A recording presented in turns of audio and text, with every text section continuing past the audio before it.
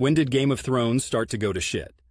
The moment when the collective consciousness of the Game of Thrones fandom sank into despair varies from fan to fan.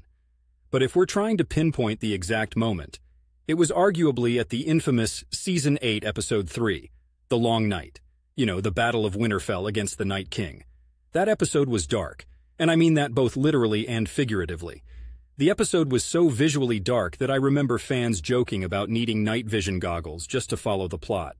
Beyond that, it's where the strategic depth, the painstakingly crafted storylines, and character development started to feel, let's say, a bit ignored.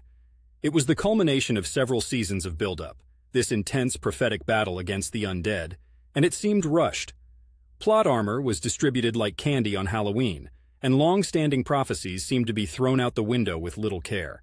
The thing is, the show creators had run out of source material.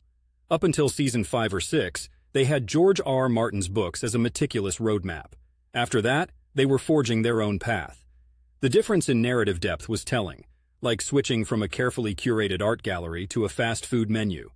Consequences became less logical. Characters teleported across continents with narrative convenience rather than consistency, and story arcs seemed to resolve based on shock value rather than true to the characters' journeys. But if you were to stroll through any neighborhood in Portland during those goatee viewing parties back in the day, every Sunday night, you'd hear roars and gasps echoing between the evergreens. We were invested. We loved these characters, and the storytelling was a masterclass, for the first few seasons at least. In the detailed murals of narrative television, Game of Thrones painted with bold strokes and breathtaking visuals. Yet, as the series hurtled toward its conclusion, the brush began to fray, and the vibrant colors melded into a murky haze. It's a bit like witnessing the breathtaking beauty of Crater Lake on a clear day, only for a sudden fog to descend and obscure the view, leaving you remembering the beauty that was once visible.